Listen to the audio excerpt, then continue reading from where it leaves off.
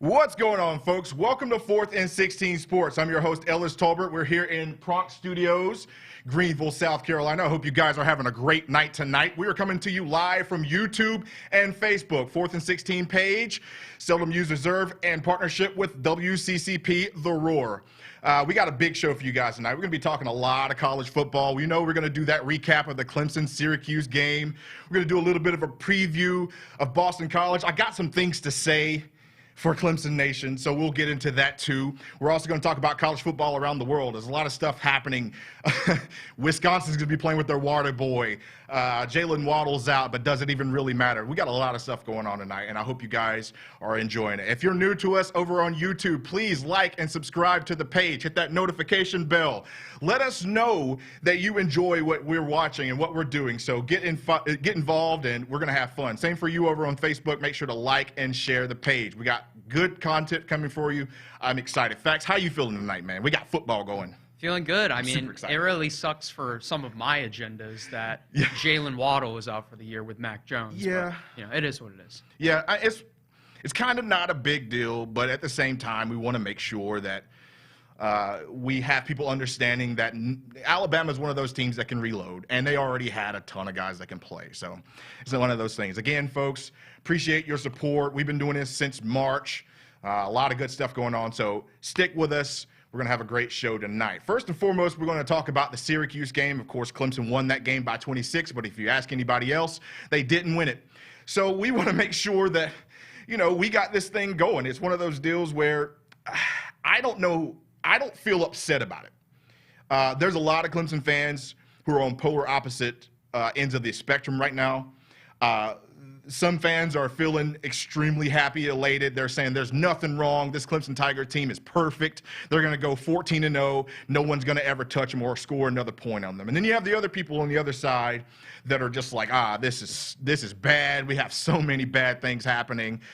We want to make sure we get you guys back to the middle and understand that you're going to have a bad game sometimes. And a bad game is a 26-point win for us. I'm all right with that. So let's go ahead and get into it. First and foremost, Clemson won this game 47-21 down in Death Valley. A lot of people were looking for Clemson to score 80, 90. I'm not going to lie. I was one of those people that said the score was going to be 63-6. I think we had recency bias of what happened with Georgia Tech. But, Syracuse came off of a embarrassing loss to Liberty. And Liberty's one of those schools that is actually sneaky good. They are 6-0 right now. Hugh Freeze has got that team, they're just humming right now. And Syracuse is kind of on the mend. But what happens when you corner a hurt animal? They're going to attack. They're going to come at you, right? They're going to give everything because they have nothing to lose. This team was supposed to lose by 45 points, and they came in and said, hey. And you know what? This has kind of been the thing with Dino Babers. This is honestly what I think has kept his job. Every other year, they give Clemson a problem. And look, it's always the years that Syracuse is not supposed to be good. It's the years that Syracuse are really, really bad that this team gives Clemson a scare. Outside of that 10-3 year that feels like 80 years ago now, but I mean, at this point, I want to tip my cap to Syracuse. That's the first thing I want to say before we even start anything. I want to tip my cap to Syracuse because those guys came in. They were not afraid. They played like they had nothing left, like it was the last game they'll ever play. They still got beat by 26. Fax, we're going to do this. We're going to talk about the goods. We're going to talk about the bads. We're going to start with the good because that's what we're spreading positivity here. That's what we want. Fax, what is the good in the game that you saw? The good is that Clemson won by, 26 points? 26 points. I would say that is good. The good would be that I did not feel like Trevor Lawrence had a bad game, even though he kind of got unlucky with a tipped interception. Travis Etienne looked really good on a lot of his runs. The defense, don't let that 21 figure get it twisted. There was a pick six. Yep. There was a fluke play that put them in awful field position. They really only gave up 7 points the whole game, in my eyes. And they forced a defensive turnover for a touchdown themselves as well. So I felt really enthused by the way the defense performed. I know it's against Rex Culpepper, a pretty mediocre Syracuse offense, but I really liked how the defense played. I think the linebacking play and replacing Jamie Skalski, who has an injury, was good. Oh, yeah. I think it was really good. I think Mike Jones was great. I think Jake Venables was great. I think Braden Spector was great. All of them were good. The defensive line was good. Booth, Secondary was a little shaky on coming off over the middle and man coverage on those slants. Clemson got beat on like 5 or 6 slants. Make sure we hold that for the bad. Make sure that we hold that for the bad. We're holding that for the bad. We're only going good right now. But the good would be that the secondary was really good in the run game. So I think that the defense would be the majority of the good, and then Trevor and Travis balled out as well. Yeah, absolutely. And, the biggest thing that I saw was a lot of resolve, the heart of a champion. We talk about this a lot. Teams that are good have the heart of a champion. What I mean by that is they do not give up. When they have adversity, they go after it. They don't get their heads sunken. They're ready to go. They're ready to say, Coach, next play. Rear view mirror mentality, right? I saw that on a play where you give up a huge reverse, and it's embarrassing, and everybody's like, oh, my gosh, they're down in the 10 now, and you get an interception immediately right after that. You have Travis Etienne, a guy who was cramping the whole game. Everybody's worried about what's going on. You could hear an audible gasp in the stadium. And it's not even that many people at Death Valley right now, but you hear an audible gasp when he goes out. But he comes back in, and the first thing he does is get another touchdown. He gets another touchdown. That's what I'm talking about. We want to see that resolve. And then on top of that, I saw a little bit from the coaches. We don't talk about the coaches enough. They get in bad situations too. Sometimes you get in a funk with play calling. I've seen it out of Tony Elliott a lot. You can go back to the national championship. Sometimes you get inside your own head. Brent Venables, he does not like the big play. No defensive coordinator in the world likes big plays. If you do, you're not a very good defensive coordinator. You got a bad defense, right? But even with some of those weird big plays that you gave up, they still found a way to get turnovers. And turnovers has been critical for this defense because what we talked about last week, we talked about how Georgia has a lot of big-name stars. Clemson doesn't. However, Clemson's been able to get a lot of turnovers with guys that were just shuffling in and out. I'm glad you mentioned the linebackers. We're going to talk about that later because Jamie Skalski has been announced to be out for a little while. He's going to have some a scope in his groin. That sounds awful, by the way. Nobody would want to have that. But I'm glad I saw what I saw. And again, the resolve it was 27-21. A lot of people want to make a lot out about that. But truthfully, you end up winning that game by 4 scores. Could have been more if focus is there. I'm seeing a lot of guys step up too. With that said, let's not be all orange-colored glasses. Let's talk about the negatives because you have to have those negatives. And look, if you're a Clemson fan and you hear somebody just critiquing the team, there's nothing wrong with that. No team is perfect. I don't care what team. The 2018 team was not perfect. But you have to be able to understand that there is some negatives that come with that. And first things first, let's go ahead and talk about it. We've said it many times. Run plays. Up the A-gap is not happening this year. I don't know what it is. Maybe it's because the guys are just not on sync yet across the O-line. I know a lot of that protection. A lot of this is probably from the RPO situation where Trevor Lawrence has the liberty to be able to change it based off of what he sees in coverage. But, I want to also say that just because you're playing a team that's 1-4 doesn't mean they don't have Division I scholarship players, first and foremost. And they're going to take some things away from you. Syracuse sold out to stop the run. They also made sure that there was going to be nothing deep. So no explosive plays, no running up right the middle of the gap, right? A-gap. But you have to impose your will at times. You have to dominate as well. And there's times where I question if Clemson can do – if Clemson did not have the outside zone, the bucket draw – power draw, sweeps like that, I'm wondering what would happen. I don't know that Clemson would be as powerful as they are if they did not have those, because right now the inside run has just not been there. And then another thing, I'll just go ahead and say, and I know you're gonna enjoy talking about this, but Frank Lasson still can't catch. Yeah, man. He doesn't have receiver hands. He doesn't have those natural wide receiver hands. If we're going, I want to go back to some of your comments about the A-gap. Good Lord, with the 2nd and 10 runs, they make. Golly. Just please, if the ball is if the play is 2nd and 8+, you should not be running the ball. You should not be running the ball.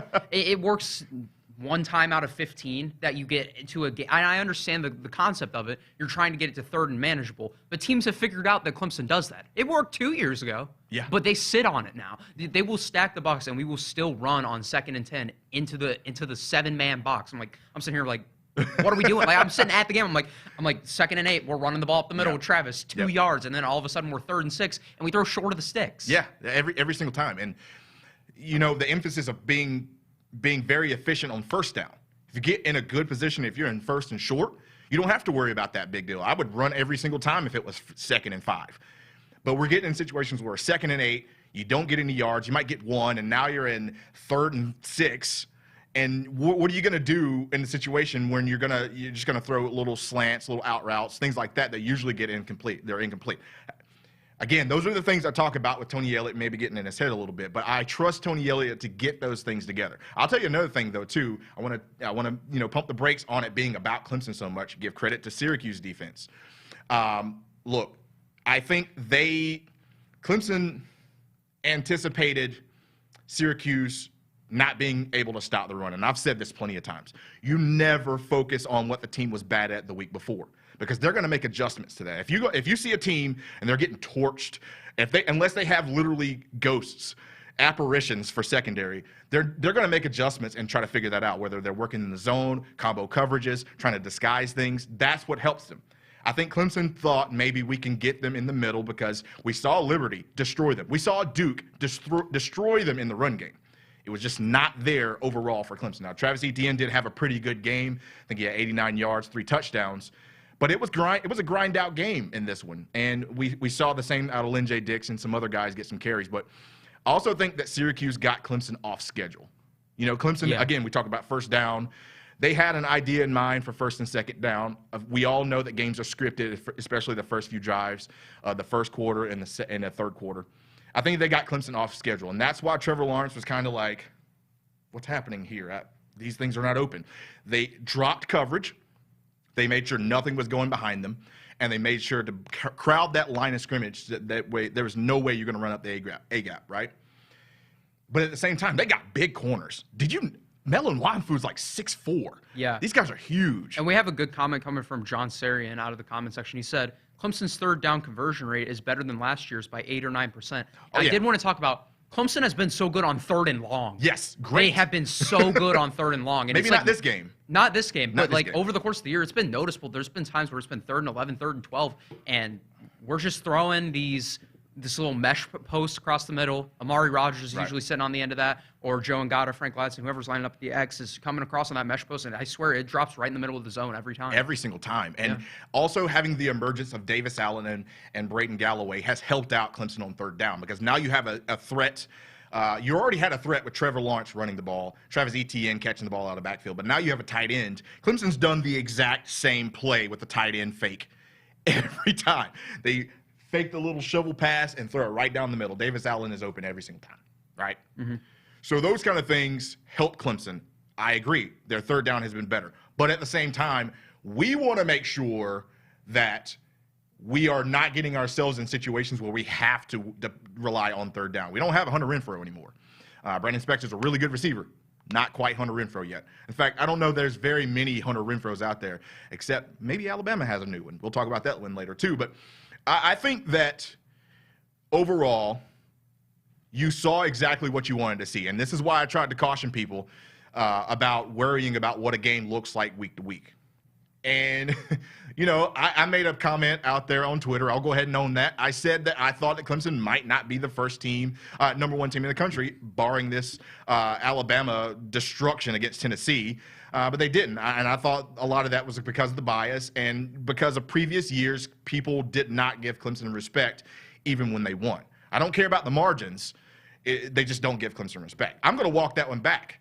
Obviously, they did not drop in the polls. They still had a very strong voter in the AP voting polls. But a lot of that is because people understand now that is not Clemson of the past. This is now Clemson who doesn't lose those games. In fact, when's the last time Clemson lost a game like that? Was it Syracuse? But at the same time, you had an injury and this and that. It's 2017. Clemson doesn't lose those games. So the trust is there. Also, I feel like we had this same conversation a couple weeks ago against Virginia. A lot of people were saying, oh, man, defense looks so bad. What are they going to do against Miami? Oh, my gosh. They just gave up 24 points to who is Brennan Armstrong? And then you have this week where now people are going, oh, the offense just didn't look that good, and we were sluggish and slow. Granted, that's true. There's truth to both things. But I don't feel like it's such a bad deal that Clemson can't overcome it. Obviously, they did. Mm-hmm. So I'm going to go on a little bit of rant here. All right? Look, truthfully, this Clemson Tiger team might be the best team that we've seen in a long time, if not ever. I can't even imagine if it was fully healthy. If they were fully healthy. Look, and not only that, but they are getting some things going that other teams would have not came out of this hole. And we're going to talk about this now because we're going to go into it. We're going to talk about Jamie Skalski. It's a big, big, big hit. The news came out today. Jamie Skalski's going to have a scope in his hip. He's going to be out for a couple of weeks. You know, a lot of people are scared because what are we going to do at linebacker now that we have Notre Dame coming? And oh my gosh. Here's the deal. Is Skalski officially ruled out for that Notre Dame game? He's probably going to be out. If you get a scope in your hip. Yeah. I mean, and we're talking 2 weeks from now, 3 weeks from now, I don't think he's going to be back on the field. That could pose a problem with their run game. Here's the deal. I want to talk about this a little bit because I agree with you, but then I'm also going to give you another mindset from it. So if you're a Clemson fan and you hate it when Clemson has their backups and the reserves in the first quarter, you're really going to hate the fact that your your linebacking core might have a lot of guys out because not only is Jamie Skalski out, but Mike Jones Jr. is day-to-day. He might be out as well. So then you're going to look at his replacements. Who can get in there? Who can play? Everybody's going to say Jake Venables. Oh, I don't know, man. You know, Jamie Skalski is a leader. That's correct. He is a leader. He is the leader of the defense. But I'm going to tell you something. So is Nolan Turner. So is DK when he's out there. So is Tyler Davis if he gets to play. We're seeing young guys step up now, right? Here's the deal. Part of why Clemson is where they are right now is because they've gotten those players in way earlier than other teams would have ever considered putting those guys in. You're seeing Walker Parks get in on first because these guys are getting snaps their whole career. They're getting snaps their whole career. I trust Jake Venables in that spot over when you don't have Jamie Skalski. I trust him. He's been in the system for a couple of years, and if you want to know anybody that knows the defense, I would guess it would be the defensive coordinator's son. Right? I trust Venables from a mindset perspective, yes. Well, that's the thing. That's all you need sometimes. Yeah. So no one's the athlete that Skalski is. That's right. And and we're not saying that he can match this production, but he can do a serviceable enough job to where it's not a glaring hole. Right. And not only that, but you got to think about Clemson has other guys that they can trot out. And not only that, but they're going to get experience for these guys now that will help them against Notre Dame. Again, Jake Venables has been playing for a couple of years, right? He's got experience. I don't feel weird about him playing against Notre Dame. Just get in there and clog up the holes. In fact, I actually feel more confident about Jake Venables in the run support than in pass support. So I don't know. Maybe I'm missing something here. You got Kane Patterson, who's going to get a shot to come in and really play. Keith McGuire, a guy who was all world up in Pennsylvania, getting all these interceptions and tackles, right? He's like the Pennsylvania State leading tackler in history, right? Then you got Vontae Bentley, another hard-hitting guy that's in there ready to go. These guys are going to get opportunities now that's going to help them later on, so I don't feel so weird about it. Maybe talk me off the ledge. Maybe I'm orange-colored glasses right now, but I feel like Clemson's going to be fine. And then we're going to talk about a little bit about the D-line. So Tyler Davis is still – we don't know what the issue was in. Maybe he's – I don't know. Maybe he's still hurt. Do you know? I have no idea what's going on with Tyler Davis. He didn't even play last game. No, he didn't. So he was scratched. He was inactive. Hopefully he's back next week and for these couple tune-ups before Notre Dame, and he can have an impact against Notre Dame. But I wouldn't expect him to play starter snaps against Notre Dame just the way things are trending because he kind of came back for a little, and last week he scratched it. It makes me think he re-aggravated his injury. And maybe so. And look, there is a visible difference when Tyler Davis is not on the field, and maybe more so than Jamie Skalski. Remember, we didn't have Jamie Skalski for the first half of the Wake Forest game. You didn't notice it, right? I'm going to tip my hat and give credit to Boston College. I think Boston College is going to come into this game. They're riding a high right now, been very successful. They've got a revelation at quarterback in Phil Jerkovich. But look, honestly, Boston College is running the same offense and the same formations, just now passing the ball more. It's not anything new. It's not rocket science what Jeff Hafley has done with this offense, right? But they are going to pose a threat. I think Clemson came out in that three-man front last week against Syracuse because they expected Syracuse to go more of a passing game, tempo type thing. When they didn't get tempoed, what did Clemson do? They were like, well, we only have 3 men on the field, and now they're running the ball. This is why they were getting gashed earlier on, right? But at the same time, I think that's where the adjustments come in. So you're missing Tyler Davis. You're going to be missing Jamie Skalski. What do? I would suggest going to a 4-man front, especially against a team that can run the ball. You want to get after Phil Jerkovich, why not bring in Niles Pinckney, Jordan Williams? Those guys have a lot of experience. Put them beside Brian Brzee. You have Miles Murphy, a resurgent XT. He's playing much more. I don't think he's ready yet. He's not football ready yet, but he's getting there, right? And then you have Justin Maskell that can switch out. I really wish we had Justin Foster, but it'll be fine. But I think that'll mitigate some of the problems with the linebackers, some of the guys missing in that situation. If you got 4 guys in that front, you're running a true 7-man front. I'm not scared of Clemson going up against anybody with those guys, even with the reserves and backups. Yeah, and we have a comment coming again from John Sarian. He said BC is going to throw the ball all over the yard. More worried about the secondary, specifically without Davis in the pass rush. And yes, a lot of times you will see Clemson. Their D-line is very good, but Clemson will get coverage sacks a lot. Don't get it twisted. Yeah. Darion Kendrick did not play last week. He did not. So I am slightly concerned just from a Clemson fan perspective, seeing that Clemson was getting a beat on a lot of these quick hitter routes over the middle. Yep.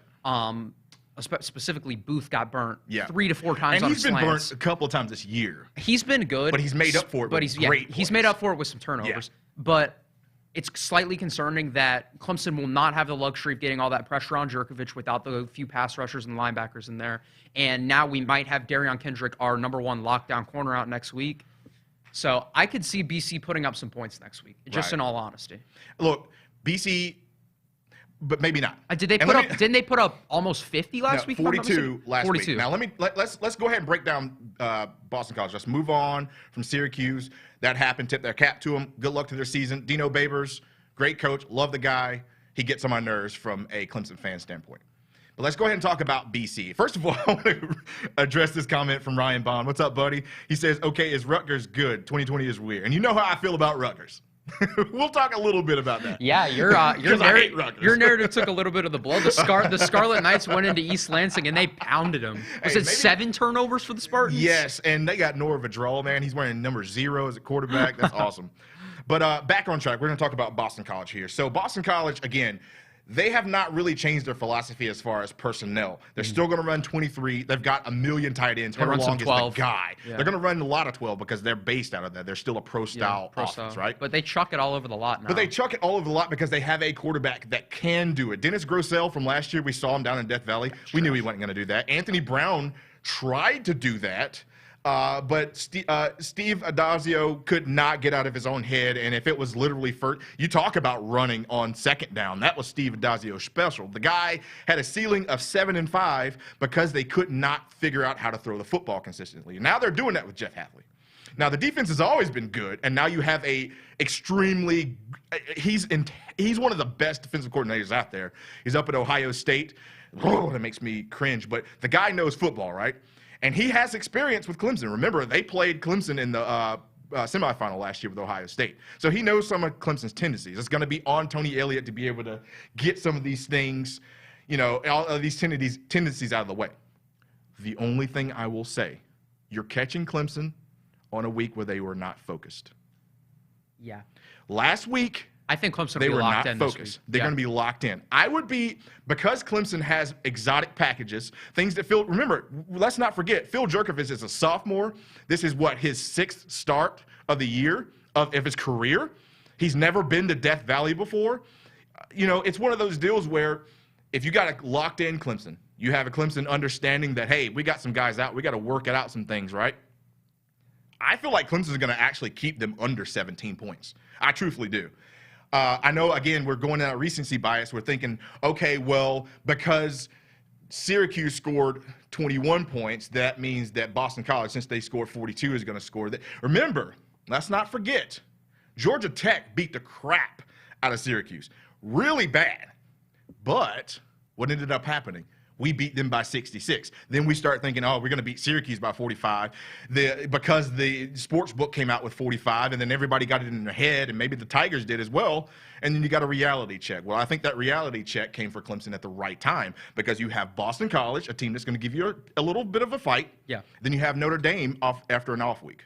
All right. Yeah, we had a good comment coming here, and this was something I actually noticed during the game too. Jordan Bowman asked, why was Joseph Charleston lined up so much in man-to-man coverage last week? And if you remember, the one big play from the Syracuse offense was Jordan Charleston getting beat on a wheel route on the outside. Clemson was kind of scrambling around to make some adjustments. Rex Culpepper quick hiked it. They ran a wheel on the outside, and Charleston got torched. But I did notice, like he said, he was in man a lot last week. So the reason why that was happening is they were bringing out tight ends. So they were running what would be a traditional 11 personnel set out of shotgun, but they were bringing guys out that were bigger bodies. Joseph Charleston's a safety. You're not going to put Andrew Booth on a safety, on a tight end. Right? And the one time that Charleston got caught on the receiver, you saw what happened. Exactly. So, to me, Johnson was one of those guys where if you didn't watch out, and remember, we didn't even see their number one receiver. He was actually one of the guys that were like, if he played in this game, it could have been a little bit different. But I still think just because of the formation, again, Syracuse changed everything that they were going to do. It's like they were like, okay, nothing else matters but Clemson. And for all intents and purposes, I don't know if you guys remember or watched much football, but Syracuse did the same thing to North Carolina. Remember, beginning of the season, North Carolina was not scoring a lot of points. They were getting three and outed a lot to Syracuse. And then remember what ended up happening is Syracuse's offense could not move the ball, kind of like that at Clemson. And then the defense started getting tired, and North Carolina put up a lot of points on them. To me, that was the same game. It was like they got up for those games, but couldn't figure out how to beat Liberty at home. Mm-hmm. Maybe they were in their own heads because they were 17 points favorites. So, again, Syracuse came in with different things. They did a lot of different things that Clemson was not expecting. They put Aaron Hansford out and made him a tight end receiver type deal. Now you got to have safeties out. What that's going to do is spread everybody out. Your running backs are going to have running lanes because everybody's spread out, right? They came into the game with a little bit of a like, hey, we're going to hold on to the ball because we don't want Clemson's offense to get it, and it worked. But then later on in the game, they flipped the script, went tempo, and then Clemson was like, what are we doing here? What's happening? And it worked. So there's answers for everything. And again, if Boston College watches this film and says we're going to do that, bad day for Boston College. Yep. Really bad day. That's actually a good statement, though. It's one of those deals where I don't know that I would, and again, that was because they were rotating guys out. You also saw Tyler Venables out there doing some of the same thing. Tyler Venables even lined up in the Sam linebacker spot at times. Yeah. So they're tooling around, they're piecing around. It's almost like they know that this is going to happen. You're going to have injuries. And with a COVID year, you got to have all of your bases on point. You have to be ready for anything that can happen. Look at Wisconsin. But I think Clemson going forward will be fine. I think what's going to end up happening is Clemson's going to find their groove offensively again. And then going forward, I really think Clemson might score 40 again in this game. Yeah. I'm going to say 40. And, last week we said our ceiling for Clemson was going to be 50, and they scored 47. So it's close enough, right? But, folks, truthfully, I don't worry. Look, I don't want you to be ready to jump off the ship because you see some bad things happening or you hear some, oh, my gosh, what's going to happen here? But I also don't want you to go into games thinking we're going to beat everybody by 99 points and we can't lose and nothing can ever happen, because that right there. That's why you play the games. That's why you play the game. And even Dabo said it. This is why he was getting questions at the presser and having to say, hey, I'm not at the right presser. We did win the game, right? It's because people have latched onto the mindset of what happened to Clemson. They have weakness now, and that's what people are going to be looking forward to. But I think Clemson will be fine. We're going to move along and talk some more about ACC football stuff. Thank you guys for sticking with us. If you're over on Facebook, make sure to like and share the page. Get us out there. If you're on YouTube, please do a favor. Like the page, subscribe to it if you like what you're seeing. If you don't, then don't worry about it. Just move along. But then also hit that notification bell if you're doing it. We want to keep growing this thing, and we want to get out there and have more conversation coming towards you. So we're going to have some fun tonight. Thanks to the guys that are watching. Jordan Bowman. We got T. Davis here. Deontay Brownlee. John Sarian. I think I said your name right. Got my buddy Ryan Bond. So, yeah, let's keep it going. Let's go ahead and talk some ACC stuff. And the first thing I want to talk about is our favorite team to rag on, the Florida State Seminoles. They're back in the dumpster. And I think everybody got hyped because they beat the number 5 team in the country. And it's because, and we talked about this, and I said this last week. I didn't see a blowout, but I said I saw Florida State having such high emotions from beating the number 5 team in the country and holding them off, holding a big rally from North Carolina. I said I thought that was going to hurt them going to Louisville, where Louisville was coming off of a heartbreaking loss to Notre Dame. They were playing great, could have won the game.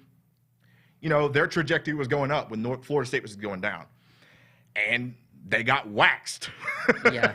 I mean, they got smoked. And then, again, this is why we talk about it. And this is why we say team. The games are played on paper. Are not played on paper. Louisville's just a bad football team. But what is wrong? How they are the most Jekyll and Hyde team. And because you saw what they did against Florida State, and you're like, if they could have had any sort of essence of this offense, they would have beat Notre Dame. Right. And it's just like you're watching two entirely different teams each week. It's like you roll out one week. You saw earlier this year, Louisville put up 52 points in a game? 52. Well, no. Did they score 52? They scored 40 something. It's 46, 52, something like that. They put up 40 something in that game they lost against Miami, 30 or 40 something. And then you go to Notre Dame, you put up 7. You have a couple other just terrible, terrible losses to bad football teams. Then you go and you blow out Florida State and you put up near 40. So 48 points in this game. It's just like it's really points. It's really and it's like a mind-blowing. revival for some of those players. Mikhail Cunningham, we talked about him. He's looked so disappointing in the past few weeks, and now he's just killing it. And Javian Hawkins turned it around. Now he's looking like the player that we all expected him to be. Tutu Atwell's already a monster, and the defense somehow woke up. This is 2 weeks in a row where Louisville's defense has looked much better, and it just go again. The ACC is so weird. This is one of the reasons why the Coastal basically is still the Coastal. And they're not even in the Coastal. These teams are in what would be the Atlantic, but because they go and Florida State has the capacity to beat North Carolina, but lose to Louisville, I don't get it. Now, I understand you have some things going on. Jordan Travis was doing the best he could, and we already know they're kind of handicapped with the guy because he's not the best passer. But he makes do. But the problem is, kind of like with Frank Latz and a little bit at Clemson, you can't complete passes that are dropped. If you're dropping passes everywhere, you can't do it. Keyshawn Hilton had 2 touchdowns that he dropped. 2. You add those touchdowns in, right? So they scored 16 points. You're already talking about them being very close to in the game, keeping it competitive. Ontario Wilson had a nice touchdown, but it's one of those things where that no guy could catch the ball for him, and the running game just wasn't there for Florida State, and the defense has been atrocious. I don't know what they're going to do. Postseason, they need to really address that. I'm not saying make a coaching change because you've had a million different defensive coordinators and coaches in general, but they really got to make a focus on that. Play some of the younger guys or something. I don't know what's happening with them, but it's just amazing to see Florida State have such a nice win. You get reminded and then who you are. Reminded you're still in the dumpster. Yeah. It feels good. I can't even lie. I like it. Watching Florida State fail is fantastic. I love it. They beat up on us for years, and they're finally getting their gutter program. That's right. And it's just too sweet. And then I feel that way for a lot of different teams. But yeah, it's great to see Florida State still be in the dumpster. So let's go ahead and talk about the next team. We're talking about Notre Dame. So Notre Dame came off a huge win over Pitt, right? And a lot of people are already going, oh, Notre Dame, now they're back. And because everybody has this recency bias thing, now they're again some huge threat to Clemson. A couple weeks ago, they were like, oh, I scored 12 points against Louisville. Clemson's going to destroy them, right? It's the same with North Carolina. Everybody did the same thing. You lost to Florida State, then you beat up on NC State, and it's like, oh, they're back elite. I'm not going to sit here and say Notre Dame is not a great football team.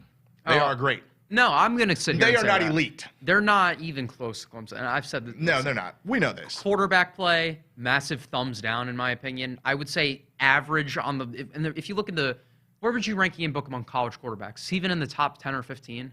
No. I don't know. He's just an average. Look, I'll just go ahead and say this. The quarterback we're going to play this weekend who was behind Ian Book last year. He's a lot better than Ian Book. Notre Dame chose the wrong QB. I mean, Jurkovich is out here in a pro-style offense. And Boston College weapons might be better than Notre Dame. They are. I had this conversation. Let's go ahead. Let me get into that. Yeah. Let me get into that. Just for the Notre Dame fans that try to come for me with that on Twitter, okay? I'm going to hit you with some facts. You don't have good receivers. You had Ben Skoranek, right? He's a transfer. He's probably your best receiver. Outside of that, you really don't have any weapons. You're having to throw the ball to Kyron Williams, your running back, because you don't have anybody. Now, you have good tight ends. I'll go ahead and say that. I think they have some guys that might end up being potential first rounders at tight end. But you can't throw to those guys every single time. You don't, and you won't. Here's my thoughts about it, okay? first and foremost, Notre Dame's claim to fame has always been the run game. This is why you have those big 6'7", 320-pound linemen. All you do is run the ball. This is why Ian Book, at 6 foot tall, you can't see him at all, but until he's running out of the pocket, right? But they are a legit running threat. I'm seeing things that Syracuse did that kind of makes me shudder a little bit thinking about the Notre Dame run game against Clemson, right? But you don't have enough weapons to truly keep up with Clemson. I've said this, and I will not back down from it. I don't think that Syracuse is that bad of a defense. Also don't think that Notre Dame is going to be that good of a defense, especially going up against Clemson. But I'll say this. A lot of people were like, Notre Dame, they beat up on Pitt with Joey Yellen at quarterback. Joey Yellen is not a good quarterback. He's not Kenny Pickett. A lot of people were ragging on Pittsburgh saying, their offense is so bad. No, they're not. You lose a quarterback like Kenny Pickett, the guy who was, before he got injured, the leading passer in NCAA football, over Trevor Lawrence, over Mac Jones. Yeah, they were doing some stuff. But, you're not impressing me by beating up on Pitt. But I'll say this. I think they're focused now. Notre Dame? Yes. So Brian Kelly, they did something I've never really seen a team do and a head coach do. They admitted that they were looking forward to Clemson when they were playing Louisville. Everybody's like, why did y'all play such a bad game? And Brian Kelly was like, yeah, we were looking a little ahead to Clemson. You had players talking about it too. I've never seen that. I think if a player or a coach said that, or if Dabo said, he'd fire himself if he ended up saying that in a public presser. But I think Clemson they were looking a little ahead to Notre Dame as well, going up against Syracuse. I mean, it is what it is, right? But I don't think I think a lot of people are saying that this game is going to shape up to be one of the best games of college football because we've seen Notre Dame go down to Athens, Georgia, and give Georgia a really, really big battle. I'm not impressed by that. I just can't buy into this Notre Dame team ever. And honestly, I would be saying Clemson by 21+ if this game was being played in Death Valley. Oh, yeah. And the only reason I think that this game could get a little shaky is it's being played in South Bend. It's a tough place to play typically with no COVID. I know there's not going to be a crowd, but it's still not an easy place to play, obviously. I'm going ahead and say it now. You'd rather I think Clemson wins by 2 scores. I think Clemson wins by 3 scores. Yeah. If Clemson gets in a rhythm. I mean, we saw Clemson win by 4 scores in a freaking playoff game. That's my point. You've already beaten a team, honestly, that Notre Dame team is the best Notre Dame team of Brian Kelly's. Even better than the national championship. It's probably their best team of the decade. Yes. Because you had Ian Book, who at that point was looked at as one of the better teams. I literally think they're going to blow out Notre Dame. I'll just go ahead and say that. And a lot of people have been like, Ellis, you're wrong. They said that when I said it about Alabama. I just feel like Clemson's going to get up for that big game. We know how Clemson is in big games. I think they're going to blow them out. That's what it is. I wouldn't go as far as blowout. I'm saying a blowout.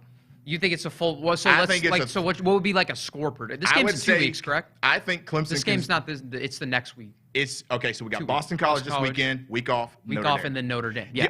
Another thing, you have a week off. You have a week. Oh, you get. Listen, if you're giving Brent Venables pretty much 2 weeks to prepare for an offense. I'm concerned with no Skalski, but Brent with that extra week is so big. Yes, and not only that, but again, let's go back to what weapons do they have that is going to just give Clemson fits? I'm telling you, I think Notre Dame's best bet to win this game is probably just to try and disappear the game. They need to play this game like they're a major underdog. They can do that now. They need to run the ball. Legit. Their run game is good, but if I'm them, I'm not even giving Ian Book 20 passing attempts. Right, I don't even think so who's creating separation on Darion Kendrick? I don't know. They don't. I think before this game this past week, Ian Book had 97 attempts passing. And then you talk about Phil Jerkovich at Boston College, a team that never throws the ball. It like 150. Had 245 attempts. 240. He had 240. Yes. They really throw like 40 times a game. Huh? Yes, they do now. It just goes to show when you have an actual good quarterback at the sport of football, you can make throw it happen, the ball. Right? But Ian Book isn't good. So why are we sitting here? I'm not going to sit here and stress. I'm not going to sit here and trust this Notre Dame game. I'm not. The only way they even have a chance is if number one, they get a special teams or defensive touchdown. I think they need that to win the game. And number two, they're going to need to run for 200 yards. We got T. Davis in the comment section over on YouTube. He goes, Clemson 38-20. That's teetering a blowout. That's an 18-point win. That's a blowout. I would say, folks, if you're in the comment section, let us know what your prediction is. Go ahead and put it in there. We want to hear what you guys think. I'm just saying I feel like Clemson has a good shot. I would say my score would be I would say 42-24. I think Clemson can do something like that, or 42-20, because I know that they have a really strong kicking game. Their defense is going to be good, and they're going to give Clemson some fits early on just because you're going to be figuring out. Again, we talked about scripting plays. We want to figure out what they're going to do, what personnel you're going to use, what formations you use. They're going to get all that hashed out. And then this is about adjustments. What can you do to stop what they have stopped already? How you mitigate some of that issue. So I think Clemson will be fine. And again, like I said, the Coastal, it's strange that when you have no divisions, it's still ACC football. I feel like the ACC has gotten better, and definitely with Notre Dame being included. I'm not disrespecting Notre Dame. I just don't think they're on the same level as Clemson. And I'll never concede that, right? Show me first. But North Carolina, a team that everybody was saying is going to beat the crap out of Notre Dame. You get beat by Florida State. Now everybody's like, what's going on here? I don't know. And you have NC State at one point good. No one saw that. You have Georgia Tech that can go and put up 42 points and then turn around and get beat by 66. It's just a strange year, but the ACC is going to be the ACC, and it doesn't matter as long as Clemson wins. It doesn't matter to me. I'm going to take Clemson over Notre Dame 31-20. Well, first and foremost, let's talk about Boston College. Yeah. Oh, Boston College. If you want to give me the scoring prediction, let's not look over Boston College. You know what? I'm going to say 49-17. I would say so my pick was 45-14. Yeah. I think that you're going to see Clemson, because what happens too, if you get in that situation where a team is passing a lot, if it's not working, they're going to get nervous. Also, this is what I want to say. They could definitely stat pad monster their way into a closer game. Oh, yeah. Because teams that throw the ball, look, we saw Virginia do it with that stat pad touchdown at the game. Hey. Listen, that guy looked like a rock star at the end of the game, Brennan Armstrong. Yeah, he was stat padding like crazy. Yeah, and it's one of those deals where, again, you talk about, like, I mean, even Kyler Murray in Oklahoma, their numbers look good against Alabama in the playoffs, even though we know that Alabama was just like, hey, let's put in the water boy. They played their second stringers for the first time in Alabama history. Some of those guys have never played before. I kid, but I think Clemson's going to be able to handle business against Boston College. I think they're going to be focused, and that's going to get them on the right foot for this bye week and getting ready to play the Notre Dame Fighting Irish. Let's move over to some SEC football talk now. We want to talk the SEC, and the first thing I want to talk about is something that's kind of hilarious, and a lot of people are going to disagree, but I'm going to go ahead and say it, and I know you're going to disagree. I've got something a little bold, okay? First and foremost, can we say that Texas A&M is the second best SEC West team? Oh, Lord. Do we have anything that can refute that Texas A&M is the second best SEC West team? This is so painful for me because it's painful, but I hate their program so. Every bit of me despises that but program. Part of me loves it. I kind of love it. But okay, there's nothing to refute that. But I'm going to say something even more ridiculous. Okay.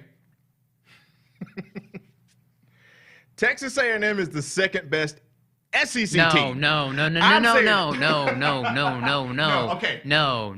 What? Give me your argument. Let me give you my arguments first. Are you serious? Let me give you my arguments first. You think they're better than Georgia, and even if Florida's got half the freaking roster injured and they barely beat them at home. No, they were not supposed to beat. Florida's defense is running around on wheelchairs out there. They've got backups out the wazoo. They were not supposed to lose to Texas A&M. They were only 4-point favorites in that game, and their entire defense is injured. That tells you Texas something. A&M's defense got 38 hung on it by a team with no receivers either. Kyle Trask and Kyle Pitts alone.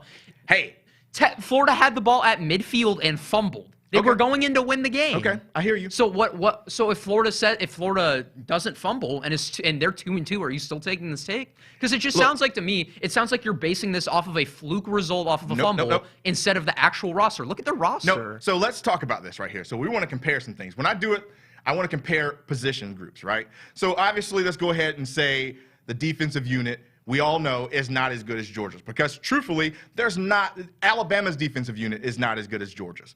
It is what it is, right? But they have some guys that are thumpers. Buddy Johnson can do it. Peavy can do it. They've got a lot of guys out there. I do not like Leon O'Neal. I think he's a chatterbox, and he needs to be a little bit more disciplined. But I would go ahead and say that I think their defense is still pretty good. Their defense might actually be better than their offense. Here's my other point. If we're going to compare them to Georgia, and we're not going to get to see them play Georgia unless somehow they win the SEC West and Georgia wins the SEC East, who's got a better quarterback? Tell me right now Stetson Bennett is better than Kellen Mond. On air, Mark, get him in there, go to Faxon's face, and have him tell me that Kellen Mond is a worse quarterback than Stetson Bennett. Okay. First of all, I want to preface this. Stetson Bennett has no reason even playing at a Division I football program. But he is. If the starter was JT Daniels... That's different. That's qualifying. That's moving the goalposts. We know JT Daniels is better than Kellen Mond. Okay, Kellen Mond is better than the walk-on that only had 2 Division I offers. Congrats. The mailman. I'll concede that. He's better than the dude that went out there and threw 3 picks against Alabama. Okay. Sure, he is marginally better than him. Okay, but he's better. Sure. So we'll go with that, right? That's like you're comparing a pile of trash to a pile of garbage. It doesn't make any difference. Look, okay. It doesn't make any difference. Maybe I'm reaching a little far, but I do think that Texas A&M has, and we'll get serious here. I'll give down the brass tacks of why I'm actually saying I think they are legitimately the second best SEC West team. Again, as much as we joke on a guy like Kellen Mond, he has control of the offense that's going to set him up. Now, Kellen Mond playing in the Clemson offense is going to look like trash. That's just the way it is. He's in an offense that's going to give him several crosser routes. It's going to be super easy. He's not going to be chucking the ball down the field every time. That's actually a problem that they have. They don't throw it. I'll just give you a hint. You place Kellen Mond in 99% of offense, he's going to look like trash. I don't know about that. I don't know about that. I think if he's in a Jimbo Fisher offense, we saw Jimbo Fisher actually get this guy settled down. They, again, crosser routes, pro-style offense. It's going to help him out. Then he has been, I will say this, the only thing I think, the reason why I'm not saying Kellen Mond's a great quarterback. What I'm saying is he's helped out by having Aeneas and having Isaiah Spiller. Those guys are fantastic, and I will not concede that. Those guys are legitimate, actual threats. But I don't see anybody in the do you think Auburn's better than Texas A&M? No. No. They have needed 2 referees. We'll talk about that too. They have needed 2 referees saving them in 2 different games. What's the point of having this conversation? We're comparing bad teams to bad teams. But here's the thing: Texas A&M is not good. They have no chance at contention. You don't know that. Yes, I do know that. They have no chance of even SEC title contention. There's only not because they've beat. So what are we arguing over? What are they going to do? Because this is a weird year. What are they going to do? And Texas A&M could literally actually make some noise if they end up beating some other teams. They're not going to make any noise. They're terrible. I will say this. That shows you the level of competition in the SEC right now. Oh, the SEC's bad. It's people weird. Are afraid to admit it. I don't know how to deal with this. This is kind of why I'm saying what I'm saying. Texas A&M being the second best SEC West team, when you have Auburn, you have Arkansas coming in now. They're going to play each other. If Arkansas beats them, I'll concede it. But then Arkansas will be the second best team, and that's weird. Listen. So I'm more buying into. How do we feel about the SEC? This is something I'm going to say. I think Felipe Franks is better than Kellen Mond at this point.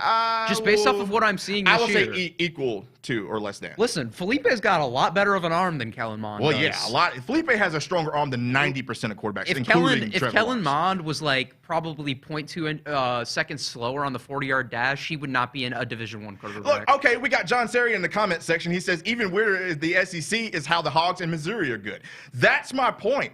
That kind of makes my whole argument because of the fact that I can't refute the fact that Texas A&M is the second best team. And normally that's a big deal. It's like, blah, blah, blah. But if Florida ends up beating Georgia has 2 losses, there is no 2 SEC teams getting in. There's literally that's what's strange to me. And now that Penn State ends up getting upset by Indiana, we might see the first time, not the first time, but you might just see SEC, ACC, Big 12, and Big 10. Hey, Oklahoma State. We'll talk about them too. Cowboys got a big one.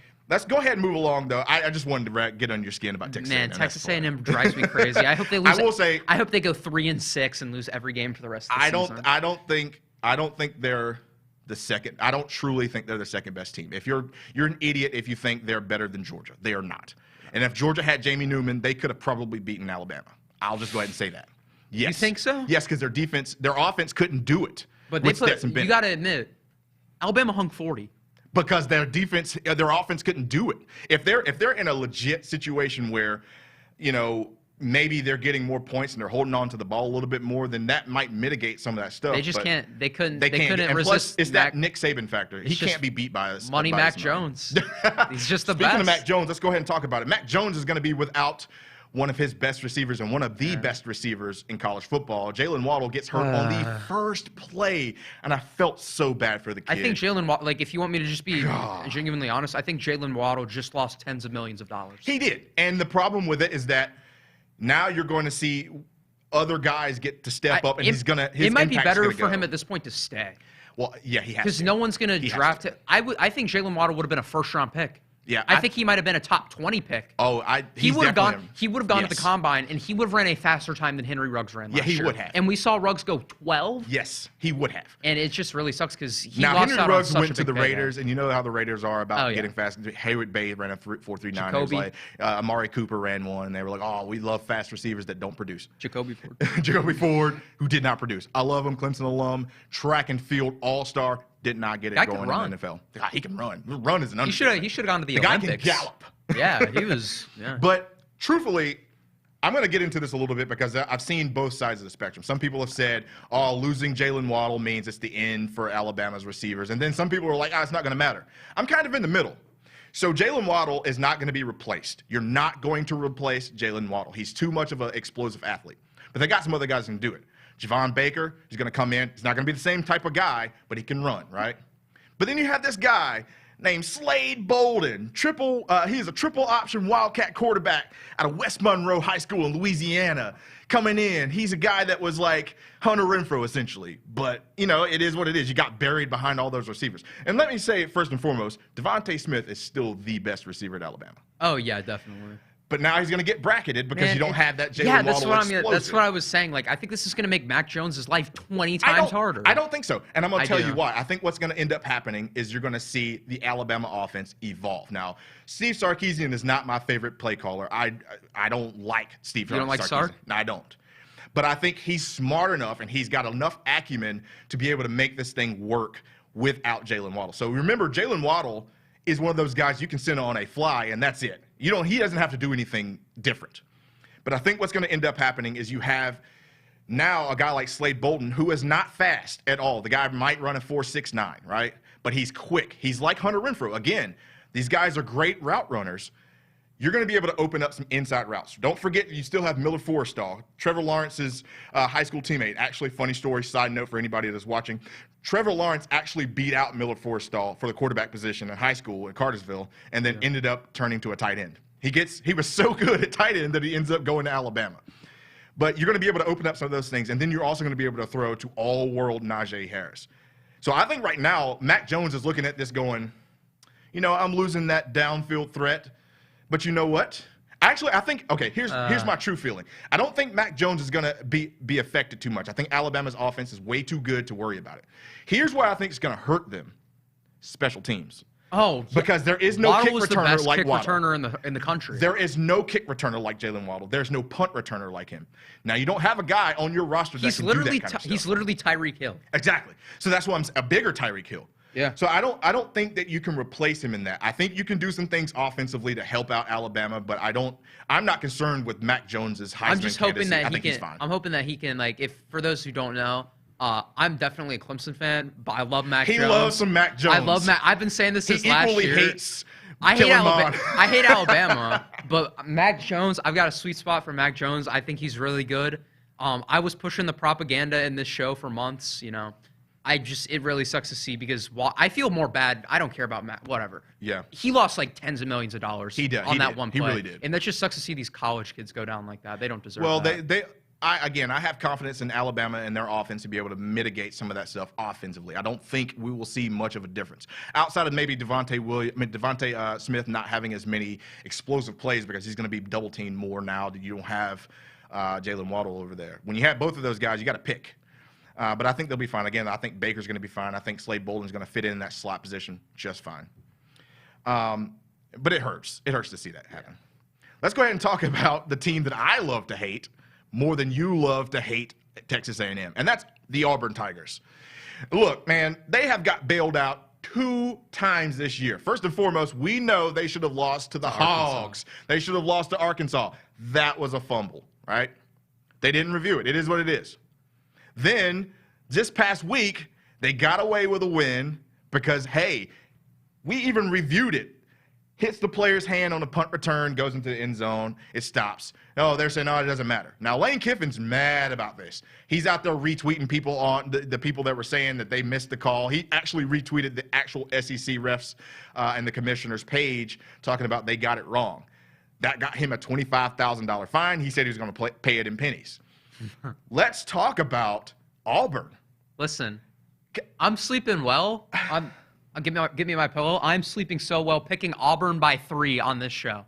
I will take the refs' help. My prediction looked good. Look, it looked good, but I'm so sick of Auburn getting bailed out. Oh, they yeah, should have 2 extra losses. they should legitimately be like 1-4. Yes, they should be 1-4, and they're 3-2. And that's why I'm so frustrated with it, because it's one of those deals, man, that I think Ole Miss got hosed. Ole Miss could have 2 extra wins. Yeah, they could. They were in that game against Bama too.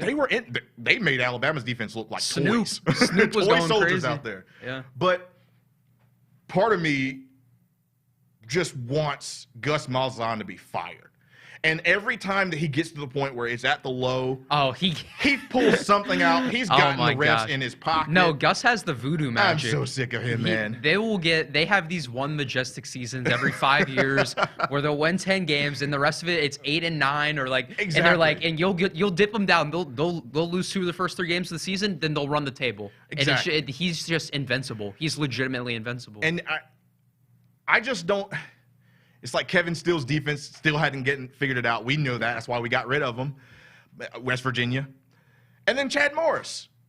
It's like he was a Renaissance coach when he was at Clemson working with Taj Boyd. Chad Morris got Chad Morris by the rest of the college football field. By the rest of the college football. Like he was that innovative guy, and he just got like out innovated by every single like.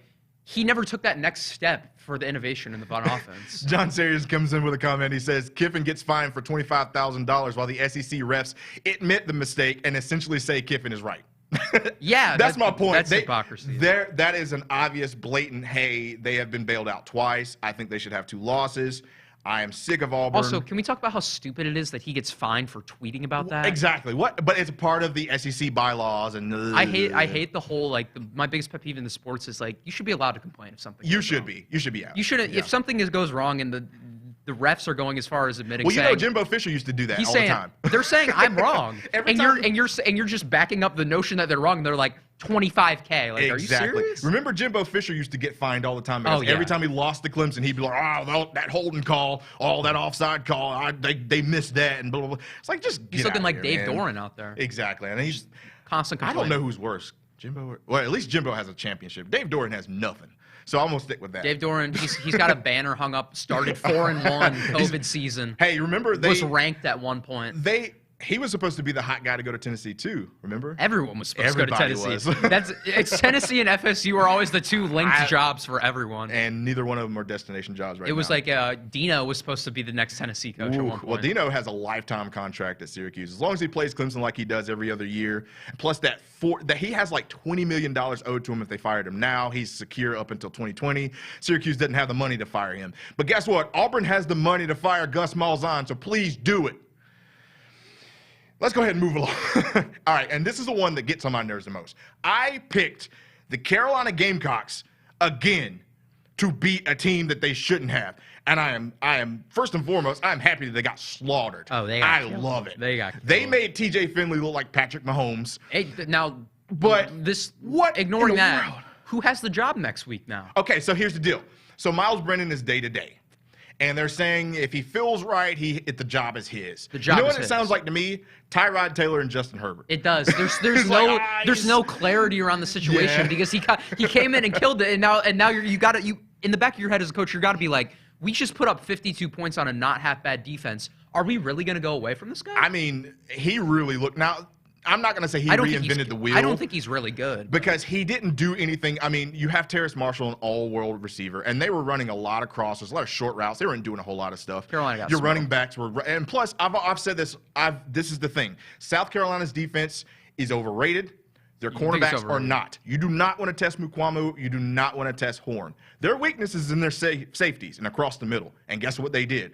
They went right across the middle. It's like there was literally no adjustments by South Carolina. But hey, well, look at who their coach is. Will Muschamp? Yeah, and also Will Muschamp, you got to love just absolute P-brand behavior, kicking all those field goals. Like, what are you doing? What are you doing? He was trying to play to not get blown out, and it did happen. Like, is this dude is Will Muschamp on the sidelines live betting the spread? He's live betting, and he's also watching Twitter. He's watching Twitter. He's like, they're like, Will Muschamp's on the hot seat. He's like, let me just go throw down on plus 25.5. We're kicking the field goal right here, and they keep missing them too. They just got killed. Again, I don't know that I can take too much out of it from TJ Finley's performance. I will say it was great. I'm not sold on anyone. I'm not sold on it, and I'm not going to say that LSU's back because they're not. No. And listen, their offense hasn't even been half bad. No, it hasn't. It's just been their defense. People love saying, like, oh, they were Joe and Joe made. And while I agree to that to an extent, they're putting up like 45 a game without Ja'Marr and this Chase. is the reason why people don't understand that, again, passing coordinator is not a real position. That's made up, right? But do you think Joe Brady's done a good job with the Panthers this year? No. He's done better with Teddy Bridgewater than I expected. You know what a lot of people are saying? But a lot of people are saying that the Falcons are going to try and hire him as the head coach. Why would they? That's been like the hot rumor. Is that Joe Brady's going to get a head coaching job 2 years removed from passing game coordinator. And you know who's going to be his quarterback? It's going to be Matty Ice. Trevor Lawrence. You think so wait, have you also seen the report, just to kind of go off on the tangent? Yeah. Trevor said today he didn't know if it's up in the air whether he's coming back. So you know what? Actually, that would be a smart idea. Do you think if the Jets get the number 1 pick, Trevor Lawrence stays? Ooh. Because I think there's a real possibility he does. I would look if the Jets get the number 1 pick and Trevor Lawrence is there and he does come out. The only way I would come out if I'm Trevor Lawrence and the Jets have the number 1 pick. Oh, you got Eli Manning. If Adam Gase is fired, that guy's got to go before I even consider anything. I wouldn't even board the plane. They gave me a jersey. I would burn it. I would make a public display of. That would be a disaster. But. Yeah. It might be smart for Trevor to stay, and then Justin's got to go. Well, do I go now or later? I don't know, Justin Fields. Do you want to play for the Jets? Let's just imagine they both stay. Like, look at the quarterbacks next year. There's going to be like 9 QBs taking round 1. Well, you know what would happen if both of them stay? Then the number 1 quarterback pick would be Zach Wilson from BYU Cougars. He would be the default guy. I love Zach. He's awesome. That guy's monster. He's got a rocket. But yeah, I don't want to take too much from the LSU win. Yeah. I don't think there's much you can get from good. It. I think South Carolina's equally bad. If they play and also Colin Hill.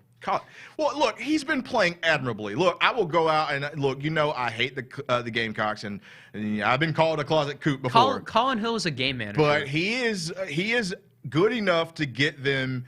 And that's the tragedy of being a South Carolina fan. You can go and beat a team you're not supposed to, and then go lose the next week badly. That's just what they do. Remember last year they beat Georgia, and everybody's like, "Oh, South Carolina," and then they go out and have a terrible season. They beat him with a glorified wide receiver. They do that every single year. So that's the pain. Hey, do they have Georgia again this year?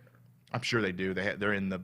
They're in the same thing. I'm looking forward to that. Give me Helinski in that game. Make it entertaining. Helinski and JT Daniels. Yeah, get Helinski and JT. Dwan Mathis. Dwan Mathis. Yeah, we got to bring him back in just for the South Carolina. Oh yeah, of course. Folks, appreciate you guys sticking with us. We're going a little bit long. We're going to keep it going, have fun tonight. We're going to talk about some Big Ten because I know there's some Big Ten haters and lovers in here, so we're going to go ahead and talk about it. We're going to talk about the first thing that I thought was hilarious. Ryan Day had to apologize for scoring so many points against Nebraska. Now, I said this in the last episode. I said that Nebraska is going to be hard-pressed to keep them from scoring 100. If it were up to Ryan Day, they probably would have. And I know it. I get it. He's trying to be courteous. But that man's on a rampage because he wants to get back to Clemson. He wants to play Clemson so bad. That's all remember they had the score posted up in the locker room.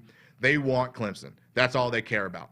And I don't see anything stopping them from being 2-0. Penn State's got some issues. We saw them get upset last week. We'll talk about that. But right now, I don't see anything that's stopping them from at least being 2-0. Oh, man. Justin Fields had a great day. Fields is great, man. 20 of 21. He should have had 20. He should have been 21 of 21. Perfect day, right? 2 touchdown passes, 1 run. The guy's phenomenal. Their receivers are looking like they're ready to go. Defense looked a little shaky early on. Nebraska was and Adrian Martinez. You get scored on by Adrian Martinez. They were getting some problems early. I mean, it was 14-14 at one point. So. And at halftime, I think it was 17-14. Yeah. But that's what I expect of Ohio State. I expect him to score that many points. I expect him to beat up on everybody on the Big Ten. They are the Clemson of the ACC. Man. Did you see what Micah Parsons was tweeting during the Penn State game? What did he say? He was pretty much like removing the expletives. He's like, "Why are we in zone on 3rd and 8?" Because they have no idea. Look, and I'm like, and I'm saying to myself, like, you're the captain. You opted out. We'll talk about this too. Let's go ahead and move into it because I called the Indiana upset. You did. Now it was a little. Listen, we're putting an asterisk on that one. It was a little bit of that gets an asterisk. And I was pulling for the upset, even though I picked Penn State. He was short because we wanted. He was short. We wanted it. But look, I think because of what the call was on the field, you can't overturn that. It was inconclusive evidence. Now they have pylon cams sometimes in college football. I don't know why they don't have it all the time. The NFL does. Maybe it's because there's more games and it costs more to do it, right? More technology. But at the same time, if you have that, then you can definitively say he was short. Now, to me, remember the rule is it doesn't matter if it hits the ground. It has to break the front of the plane. Yeah. Right? It looked like it from the side view. It was from so the close. back view, no way. Short. But because it was called that on the field. It's whatever the call was on the field. And if they overturned it, people would have been up in arms about it. I'm surprised that the line judge called that a touchdown on the field. Well, I think because a split second, you can't tell. I mean, Michael Penix Jr. literally was like Superman. That guy's we've talked about him on this show before about how much we love him on here. But I'm going to tell you one thing. Balled out. I'm going to tell you something about Michael Penix. And this is something that, and because Indiana fans love him, but they don't love him. Because and that's great. Because he's not a great thrower. He's not a great thrower. You know who he reminds me of? He even looks like him? Who? Kellen Mond. He's a left-handed version of Kellen Mond. They're literally the same guy. They're not that great at throwing. They're both athletic. They both can run around. Kellen Mond can do that same kind of stuff, but one plays at Indiana and one plays at Texas A&M. Here's the difference. One plays at a team with not a lot of talent and has to carry their team, and one still gets an incessant amount of credit for no reason when his team is talented. No, I'm just saying this. I think the reason why Texas A&M is good because they have a reemergence at running back position. Oh, yeah. Again, Spiller is a legit really good running back. He reminds me of Killian Hill at Mississippi But I State. think Michael Penix Jr. was I mean, some of those plays they were calling, I mean, they were hitting them in a 2-minute drive. Penn State had no idea what was going on. Like you said, Micah Parsons talking about why we're playing zone in 3rd and 8. It's because they have no idea what's going on. They were literally getting hit quick mode. And for them to be able to get a touchdown and a 2-point conversion and then score a touchdown. And, you know what I mean? If that guy fell down, the game was over. I'm screaming at my TV. I'm like, fall down. Each coach, every team has that built into their program. They have something where they understand, hey, this is situational football. You got to get down there. We've seen it at Clemson before. Guys not going out of bounds. And Dabo's like, what are you doing? That was a monumental error. You lost to Indiana. Did you see Todd Gurley do it too this weekend? He did do it. He did the same thing, and they made down and they made him pay. Like, how are these people not thinking this? That's exactly why the Atlanta Falcons will have the #1 pick. So you think that the Jets will end up winning a couple games? I think the Jets will end up doing something dumb and trading away and not doing it because you have Sam Darnold. Unless you're willing to ship him out, he's going to be the next Josh Rosen, and that's just we could talk about Chosen Rosen. It's going to be down to 3 or 4 teams that are going to be in that top 4. Dallas is obviously one of them. No. They're going to be in that bottom. Dallas is not going to be in the top 4. With who playing quarterback? Can you name the quarterback? It doesn't matter. It's Ben DiNucci. James Madison. From James Madison. Hey, he was at Pitt, too. We're getting 2 marquee quarterbacks on Sunday. I'll tell you, if you're not tuning in Sunday Night Football, that game is not getting flexed out. No, I'm telling you, man. That's going to be a bad game. So you think Dallas record prediction? I think they'll be in the top 5. I don't think they're going to be. Dude, there's too much talent on that offense. No, not with Andy Dalton. They're not going to suck that bad. No, they have. The Washington football team went out there. They flew all the way to Washington, D.C. to put up 3 points. You can't tell me that this team is not going to be in the top 5. I think they're going to win 5. They have a lot of stuff going on, too. Mike Sherman. That's NFL. We'll talk about that more. But back to Penn State. They have issues going into this game. I don't see a way that they can actually beat Ohio State. But I will say, Noah Cain got hurt in the first. Clifford was pretty good. He was great. He was a magician in this game. And he ran the ball better than I've ever seen him run the ball. That was some of the best quarterback play in Big Ten, like on both sides that I've seen in a long time. Yeah, normally it's a defensive slugfest. But hey, how about those Boilermakers though? We do like them, and Rondale and all those guys. Look, David Bell was one of those guys. David Bell was getting Megatron treatment. They were just chucking it to him. Look, if we're gonna keep talking about Big Ten, man, how did Rutgers win? How? Yep. Mel Tucker, you start your first game in your career as a head coach at Michigan State and you lose to Rutgers, go ahead and pack it up. Get your suitcase, walk on out. You're done. You have nothing left because you were literally losing to the team that I said was in a category of 3. That's Vanderbilt, that's Idaho. Rutgers, and Idaho. Idaho ain't even Idaho got Division I demoted. anymore. They got demoted. They got relegated. But Rutgers ended up getting it. And, of course, Schiano is part of that resurgence. Schiano was there before. They had some of the best success ever. Do not read into that. The They're Scarlet going to Knights get waxed this week by Michael Penix and the Indiana Hoosiers. You think they're going to get waxed? Waxed. I saw some decent things out of that defense. I saw some decent things out of their offense. And a lot of the problem with Rutgers has been quarterback play. They've gone through a million different quarterbacks. Last year they had 3 guys. It looked like they were going through COVID issues. They couldn't figure it out. The run game wasn't there. They didn't have any real threats at receiver, and the defense is just trying to hold on. But now you actually have Noah Vidral. Of course, he was at Nebraska, and now he's out there ready to do it. I think they'll be more competitive, still bad. Oh yeah, that's all I gotta say about that. They're still a bottom feeder. They're still a bottom feeder. They're still in the. I will never elevate. They could go undefeated this year. I'm not giving them credit. One off. It's something strange. It's a conspiracy, right? Them and Auburn. It's rigged. Them and Auburn are paying the NCAA. They got the fix-in for Rutgers. The big wigs over there just paid them off. Yeah. So let's talk about, I think, the biggest news in the Big Ten.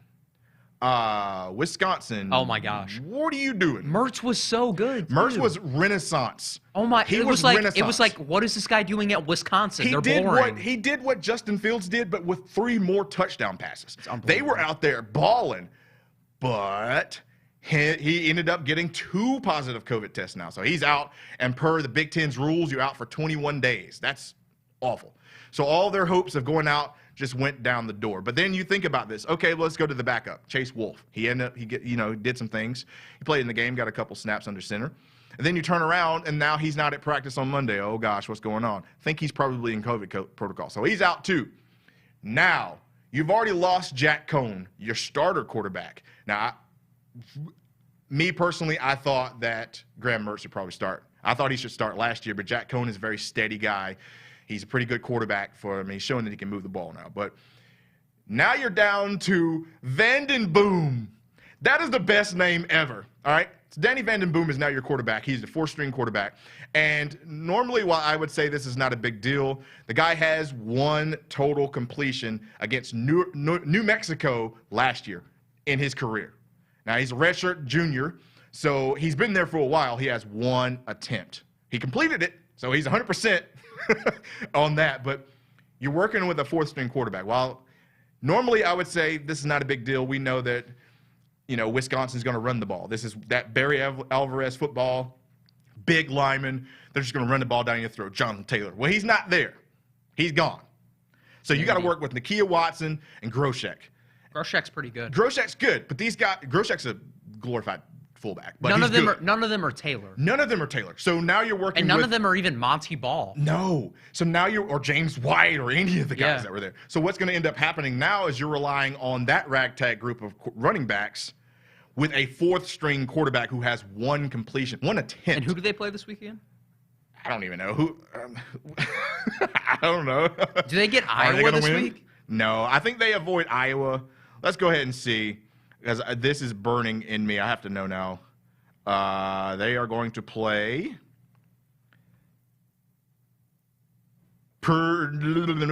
Nebraska. Oh, the win. They'll get a win. Yeah. They'll get a win on that one. But the COVID protocol for Big Ten is 21 days. He has to miss 3 games. So, all right. So, okay, first and foremost, I see the comment here from Braxton Matthews. Rutgers Coastal Carolina National Championship is going to be fun. Oh, yeah. Rutgers would get ran out of the building by Coastal Carolina. It wouldn't even be, that would be one of the worst games we've seen because they did what they did this past week without Grayson McCall. So, I'm just going to say that. But, no, I think they'll get this win against Nebraska. It's in Nebraska, so Lincoln is going to be – they're going to be chucking that corn out there. I don't know if they have any fans because the protocols are so strict, but 21 days is going to hurt a lot because, again, Jack Cohn is going to be out for a very long time. Graham Mertz is going to be out for what seems to be 2 games. You only have 8-game season, and then you now have Chase Wolf that's out. And you're going to be going with Danny Vanden Boom. All I'm saying is I think they'll beat Nebraska this week. And then after that, they have Purdue. I think that's a loss. That's a loss. And then they have Michigan on the road. Okay, and that's another team we'll talk about. And look. Okay. Well, Michigan has a good quarterback. What happened? The world is ending. Michigan has a good quarterback. Look, Joe Milton He's good at football. On another level. He's good. We already knew that Shea Patterson had some limitation. He wasn't a very good passer. He had a weak arm. He's very small. He didn't get drafted. He transferred from Ole Miss because he got beat up by Matt Corral and John Reese Plumlee, right? The fact that they had DK and A.J. Brown on that team and they still couldn't do anything, like, Shea, come on, man. Oh, my gosh. And Jerry and Ely, too, and they were just Snoop, and all those guys. Like, but I don't know. I don't know what to think of Michigan. Isn't one of the top. Now that Penn State's going to be hurt a little bit, I talked about how they have some injuries at running back. You have Parsons out. I still think they have a really good D-line, but that's going to hurt them in the future. But looking at Michigan now, I could go ahead and confidently say Wisconsin ain't beating them. I mean, that's not happening. And I hate Harbaugh. Harbaugh's in that ranking. Man, Joe Milton's going to save his job. But he is going to save it, and Joe Milton looks like a revelation. First of all, the guy's huge. He's like 6'5", 240. Michigan having a good quarterback is throwing off the balance of the earth. And not only that, but here's the deal. Here's the biggest issue. They have good running backs, too. You have Chris and Zach, and you have Hassan. Those guys are really good. And they're always having a top 10 defense with Don Brown up there. He's he's still alive somehow. Michigan might actually be surprising. Now, I'm not going to put stock in Michigan because Michigan is perennially overrated, and I'm not saying they're a top 5 team. I still think they're going to get handed to them by Ohio State. Them Buckeyes going to beat them. But Michigan's not going to be the pushover that they normally are this year. I think Notre Dame got saved in this one because I think if Notre Dame played Michigan like they were supposed to, it might be bad. But again, and the last thing we'll talk about in the Big Ten is poor Taulia. He had probably the worst start. And it's so bad because his brother Tua, he gets his fame by going to the national championship and throwing a walk-off national championship touchdown to Devontae Smith. And everybody's like, Tua! And he's the revelation. He's the new king of Alabama. And Taulia goes down there to Maryland, College Park with Mike Locksley, and he has a really bad game against Northwestern. Once again, I'm sleeping so well. Mac Jones ran him out of town, and now it's looking like the right call. People, there were people in the Alabama fan base that were like, why didn't we keep Taulia? Well, it's because where are we at now? Well, there's 2 reasons why. One is because the sample size of Mac Jones is very small. Tua's brother. That's the only reason. And the sample size from Mac Jones is very small. You got to remember, Mac Jones is on his now 6th start. He's still a young guy, and look at what he's doing. But I think that, and then also because they, like you said, that this is Tua's brother. He must be as good as Tua. Dude's I'm not saying he's not a good quarterback. I want to walk that back. I'm not saying he's good. Small sample size. I don't know what he can do. But losing to Northwestern like that, not looking good. They got smoked by Hunter Johnson. No. Oh, yeah, you're right. Peyton Ramsey Peyton Ramsey was a quarterback at Indiana last year. He played admirably. I think he played good. really well. Isaiah Bowser, those guys are really good. That system kind of fits him, though. It does. Because he can just kind of sit in the pocket and he can kind of roll out in the play action. Yeah. And you have a decent running back in Bowser. So I'll give them that. Let's move on to the Big 12. We're not going to spend too much time on it. What'd you say? They could win 4 or 5 games. Oh, yeah. They're not that bad anymore. And Maryland is going to be Maryland. They're going to beat somebody, and everybody's going to get overrated again. And Taulia is going to be the great quarterback again, but it is what it is. Let's talk about Big 12. We're not going to spend a whole lot of time on that because you know how I feel about the Big 12. Oklahoma State. Texas is never back. That was a great game. But Oklahoma State actually surprised me in this one. I thought that Iowa State was going to get them. Chuba finally had that game. He had a big game. Spencer was back. I can't say that I don't think that they were. I think they're going to make the playoffs at this point. I really do. Again, and we talked about it earlier with the SEC. If you have situations where Georgia takes another loss or Florida can't get it together since COVID has ravaged them, even though they wanted a full Ben Hill Griffin Stadium. They could even get him with a loss. I think that Oklahoma State now is positioning themselves because I will say their defense actually looks really good. It's looked pretty good all year. It's just their offense was slow. And, they had to deal with a young quarterback when Spencer was hurt, but now he's back. You have Tylan Wallace. You have Chuba Hubbard. They can really make some things happen. And if they do, then, hey, we'll have a Big 12 team that's not Oklahoma in. I knew it was Texas gets on my nerves so bad. They're never back. Listen, Oklahoma State, their season is determined in these next 3 weeks. Yeah. They play Texas, they play Kansas State, and they play Oklahoma. And this is a hard stretch for them because really Kansas is. State has gotten – they look good now. And I don't know what happened against Arkansas State. Yeah, I'm seeing this correctly. They go at Kansas State, at Oklahoma. Well, they have a bye in there, but It's hard to win in Manhattan. And I'll tell you, it sucks to say it, I think Texas might get them this week. I could see it happening.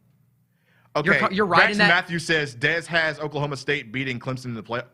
Dez is on crack. Des Bryant or Des Howard? Des Howard. We don't want to listen to him. He called Clemson finesse and they ran out and had 411 I was about to say, rushing. it would make Get more out of sense here, if it was man. the actual OSU alum, Des Bryant. Yeah, but get out of here. That he's an idiot. But I do think they have a chance. I don't think anybody else has a chance now. Texas has already dropped with 2 games. Oklahoma has 2 games dropped. Now, if Oklahoma State loses to them, What if KSU? they only have 1. And didn't they lose? Arkansas State. But they didn't have Skyler in that game. Their quarterback was out. And it wasn't as bad as the Iowa State It's crazy game. because Iowa State and Kansas State seasons both got ruined because there was no spring practice. Man, I don't know that Kansas State's. I mean, they're ranked now. So I know they're ranked, but their playoff hopes were ruined. If they can beat Oklahoma State and win out, they have a shot. I mean, they have an outside shot. Again, that I don't think that a second SEC team's getting in now, unless Michigan keeps pushing forward and somehow beats Ohio State. I don't think the Big Ten's getting 2 teams in. I don't think the Pac-12 is going to have enough games or start soon enough to be able to get into it. And I do not think a group of 5 teams is going to get in. So maybe they still have a shot. And then it'll be up between Oklahoma State and Kansas State if both teams are undefeated. But I think Kansas State is going to lose. But Oklahoma State, they've got a tough gauntlet. If they get through Kansas State, Texas, and Oklahoma, go ahead and pencil them in. And remember, I had these guys in the playoffs originally. I said that Oklahoma State was going to win. We both had Oklahoma State winning the regular season crown, but I had Oklahoma beating them in the title game. Yeah, I still think it could happen. Oklahoma's hitting their stride. Rattler's playing well. Man, get out of here with all that. Lincoln Riley will blow it. They've won the Big 12 championship game like 4 years in a row. Well, who was the best team? Who was the second best team? Texas. And are they back? Longhorn See, Nation. No, they're not. That's We're my back. Point. Nobody else was competitive in that. But we're gonna move along. But you're forgetting they beat Georgia without 17 starters in the Sugar Bowl. Oh my goodness, that was fun. And I'll rag on Georgia every day too. Tom Herman. No, he's gonna get fired. Yeah. He's done. He's done. He's done. Yeah, I think. Let's talk quickly about the G5. We don't want to spend a whole lot of time on that either. We got to get you out of here. Thank you guys for watching. Cincy is legit. Cincinnati is the real deal. They're good. I was surprised because I good. had SMU losing this game. Not like that, though. Desmond Ridder has been a revelation at quarterback. He can run. He can throw. I'm telling you, they Fickle might get has in. a defense with him, too. They might get in. They legitimately might get in. I think there's too much bias from everyone else and just voters and everything. I don't think they get in. And I think if you sit them in there with a sample size from the committee, I don't think they'll get in. But I think they're the real deal. I like Luke Fickell. Of course, he was at Ohio State. They seem to be producing a lot of good coaches. But Cincinnati is one of those teams, if you have them on your schedule and you're a Power 5 team in the next few years, you better watch out. They can probably beat you.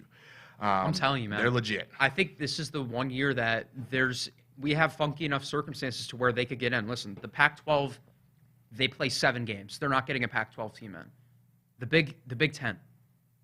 They're going to get Ohio State. They're starting out. Everyone else is going to have 2 losses at this point. Yeah. We go to the Big 12. If Oklahoma State drops multiple games, nobody in the Big 12 is getting in.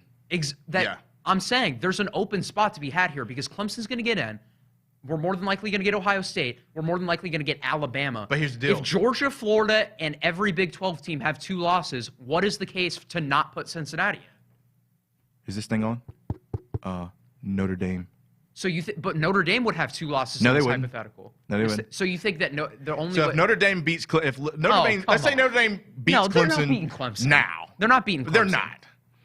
They're not. Okay, so if Notre Dame loses both times, then Cincinnati could get in. They have a legitimate path. They have a lot more of a path. Mathematically, you're right. Cincy this year has a far greater chance of making the playoff than UCF ever did. But you have to consider the other teams that are undefeated as well. BYU's undefeated. What's the difference between BYU and Cincy? Because Cincy's played significantly better.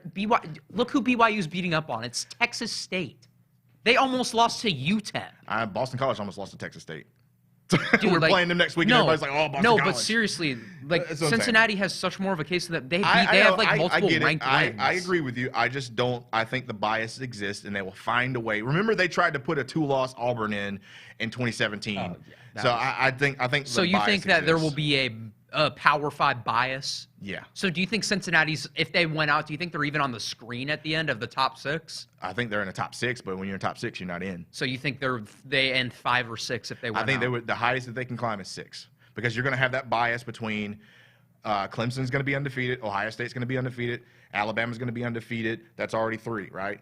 Then you would look at a team from... But you have a hypothetical. You see what I'm saying, though? If Florida beats Georgia, and then Georgia loses again to Bama, everyone in the SEC has 2 losses. Mm-hmm. And then Big 12, Oklahoma State drops 2. I still think I think the presidents would would find a way. If they put a Power 5 team in there, good. I'm happy about it. Because you know what? Clemson will play them. Give me Cincy. Give me Cincy all day. Give me Cincy. Give me Cincy all day. Cakewalk. Hey, that's the agenda here. I'm trying to spend it. Like, Clemson they should really put Cincinnati really put a in. group of 5 team in that 5. Let's make Ohio State play Alabama. Again, I want to talk about Coastal a little bit. Hats off to Jamie Chadwell. Those guys are still winning games. Again, Grayson McCall was out. I don't know what was wrong with him. I didn't get the report. Hurt his back a little bit. He's hurt his back. They still got it done with the backup quarterback. Threw like 3 interceptions, but they still got it done. They still got it done, yeah. And remember, Georgia State's not a bad – Georgia Southern's not a bad team. Bad. They're actually really, really good. I'm surprised. But they're going to get a test with Georgia State this week. Coastal's defense looked a lot better than I expected. They did. And I told you, Coastal's been the team that's more of a defensive prodigy, offense able to get it done type team, whereas I would say other teams like Georgia Southern, Georgia State can put up a lot of points. Louisiana could put up a lot of points. I think this week, though, Coastal might get a little bit of a tougher test with Georgia State. I really like what those guys are doing. Sean Elliott just got an extension. In my opinion, South Carolina made a mistake by not hiring Sean Elliott and bringing in Will Muschamp as if he was going to do any better. He hasn't. But I like Coastal. I think they are a very surprising team. They're the second best team in the state. It is what it is. But is what it is. And then BYU, again, I know they haven't played as many teams, but I really like Zach. I love Zach. I think he is a gamer. I do not like the roster that they have. I don't either, but I think they're right fun, now, though. They're fun. Coach Sataki has it benefited. It's shaped up well for him because they're still doing the whole independent thing, but getting a lot of stuff going. So I'm just proud of them. But, folks, I appreciate you guys sticking with us. It's been a long day. I know you guys are having fun. Thank you again. If you're watching on YouTube, please spread the word about us. That's how we're going to get out. Get us in the comments section. Go ahead and refer us to everybody if you like what you see. Make sure to like, subscribe, hit that notification bell for us. For those of you on Facebook, thank you for riding with us for so long. We appreciate you and your support. We're going to try to keep this thing going. We're going to be coming out with clips later on, so make sure to share those as well. And, folks, as always, it's great to be a Clemson Tiger. Look, Pronk Studios has got stuff going all week. You got Mark Childress' show. He's back there on the controls for me. You can't see him, but he's back there making the magic happen. He's going to be having a show here tomorrow for the Roars. It's going to be between 7 and, I believe, 9. Is that correct, Mark? What is it? 7 to 9 tomorrow night. Make sure to catch that. You can catch it on Facebook page, Mark Childress Show. You can catch it on The Roar. He's going to be on the radio. He's going to be killing it. This man has taught me everything I know. So I wouldn't be here without him, and I appreciate him very much. And, of course, Faxon is his son, the prodigy himself. You guys have a great night. We'll see you next Tuesday at 7 p.m. Have a great night, and go Tigers!